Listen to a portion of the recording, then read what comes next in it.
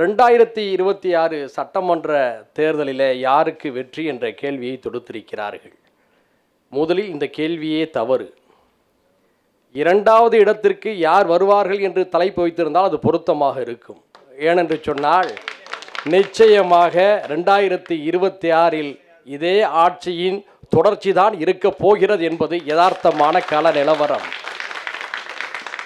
இந்த நிகழ்வில் நானும் எங்களுடைய மனிதநேய ஜனநாயக கட்சியும் அண்ணன் தங்க தமிழ்ச்செல்வன் அவர்களும் ஒரே அணியின் ஒரே குரலாக இங்கே வந்திருக்கின்றோம். ஆனால் இங்கே கூடியிருப்பவர்கள் பல குரல்களாக வந்திருக்கிறார்கள். அதுதான் களத்திலும் வாக்குகளை பிரிக்கப் போகிறது.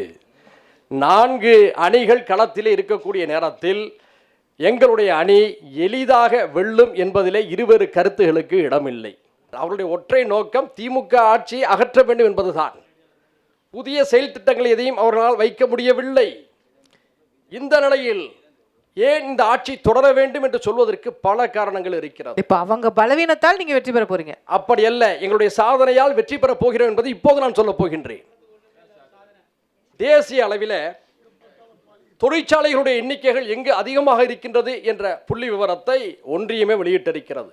40,100 தொழிற்சாலைகளுடன் தமிழ்நாடு முதல் நிலையிலே உயர்ந்திருக்கிறது. இந்திய அளவிலே இந்த 40,000 5 ஆண்டுல தொடங்கப்பட்டது இல்லைன்னா 40,000 5 வருஷத்துல தொடங்க. இந்த எண்ணிக்கை இந்த 4 ஆண்டுகளில் அதிகரித்திருக்கிறது. அப்படி என்ன அர்த்தம்? 50 வருஷமா பண்ணதோட விளைவு. 50 வருடமான தொடர்ச்சி.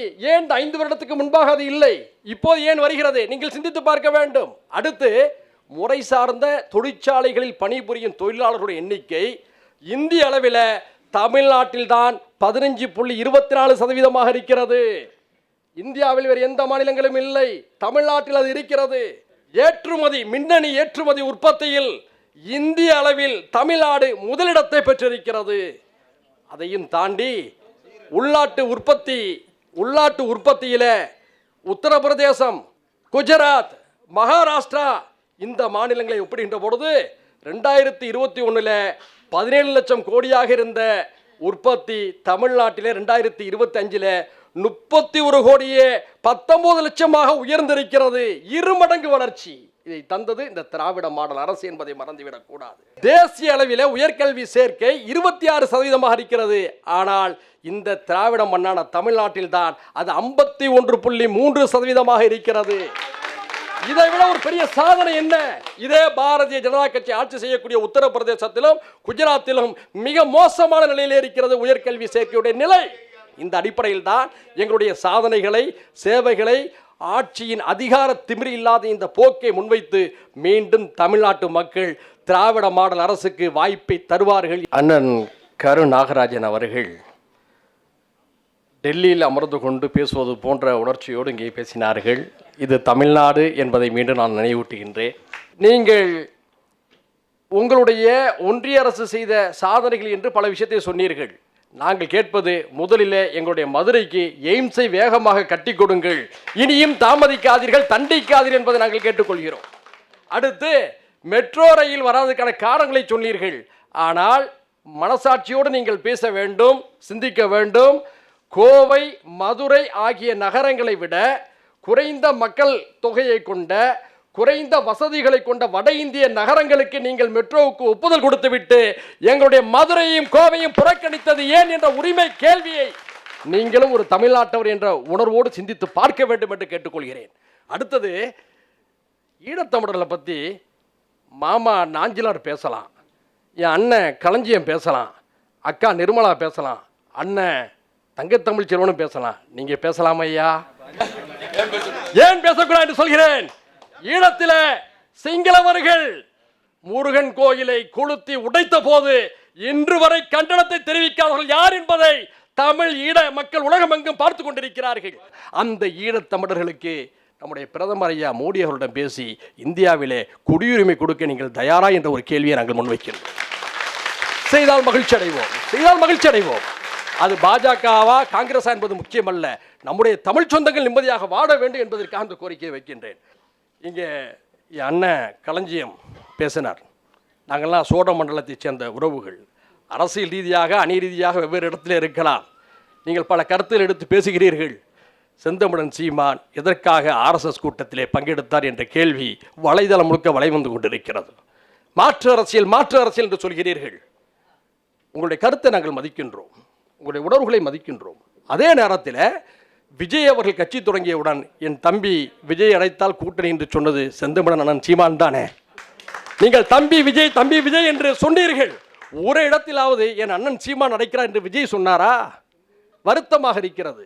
உங்களுடைய உணர்வுகளை மதிக்கக்கூடிய அதே நேரத்தில் ஏன் இந்த தடுமாற்றம் என்ற கேள்வி இந்த அரங்கில் நான் எழுப்ப கடமைப்பட்டிருக்கின்றேன். அதே போன்று மரியாதைக்குரிய நம்முடைய நாஞ்சிலார், அவருடைய தமிழுக்கு நான் ரசிகன்.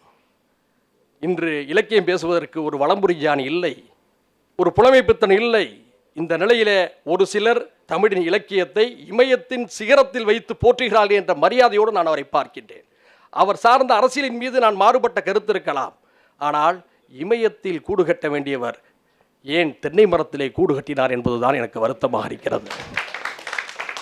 அவர் பல்லாங்குடியில் காயாக விருந்திருந்தால் இது பாரம்பரிய விளையாட்டு என்று நான் பாராட்டியிருப்பேன். அந்தோ பரிதாபம், பாதாளக்குடியில் விழுந்து விட்டாரோ என்று உரிமையின் அடிப்படையில் நான் இப்போதும் வருந்துகின்றேன். இளைஞர்கள் தான் தமிழ்நாடு விடியும் என்று சொன்னார். அவருடைய பேச்சிலே இளைஞர்களையும் மாணவர்களையும் எப்போதுமே முன்னிறுத்தக்கூடியவர். அந்த உணர்வு, நம்பிக்கை மதிக்கின்றோம். ஆனால் கரூரிலே சம்பவம், விரும்பத்தகாத அந்த சம்பவம் ஏற்பட்ட பிறகு அந்த கட்சியில் இருக்கக்கூடிய பல மாவட்ட செயலாளர்கள் தங்களுடைய வாட்ஸ்அப் குடும்பத்திலிருந்தே தப்பித்தோம் பிழைத்தோம் என்று ஓடி ஒளிந்தது ஏன் என்பதை நாம் பார்க்க வேண்டும். ஒரே ஒரு சம்பவம் மட்டும் எனக்கு உறுத்துகிறது. செங்கோட்டையன் அதிமுகவிலிருந்து வெளியே வருகிறார். வெளியே வந்த செங்கோட்டையன் எங்கு போவார் என்ற விவாதம் நடக்கிறது. திமுகவா தாவேக்காவா என்று சொல்லி. அப்பொழுது செங்கோட்டையனை அவருடைய வீடு தேடி சென்று சந்தித்து நீங்கள் தாவேக்காவுக்கு தான் போக வேண்டும் என்று வலியுறுத்தி விட்டு வந்தேன் என்று சொன்னது துக்ளக் பத்திரிகையுடைய முதன்மை செய்தியாளர் ரமேஷ் என்பதை மறந்துவிடக்கூடாது. அப்படி என்று சொன்னால் இந்த ரிமோட் யாரிடம் இருக்கிறது என்ற சந்தேகம் இயல்பாக வருகிறது. நம்முடைய அக்கா நிர்மலா, உங்களுடைய தலைப்பு செய்திகளில் உங்களுடைய தமிழ் உச்சரிப்பை எல்லோருமே நாங்கள் ரசித்தவர்கள் தான். அழகாக தமிழை ஈரோடு தமிழன்பனுக்கு பிறகு தொலைக்காட்சிகளில் நேர்த்தியாக கொண்டு வந்த அருமைக்குரிய ஒரு தமிழ் உணர்வாளர் என்ற அடிப்படையில் உங்கள் மீது மரியாதை உண்டு. அக்கா நிர்மலா, உங்கள் கருத்துகளில் ஏற்பட்டிருப்பது இருமலா அல்லது குமுறலா?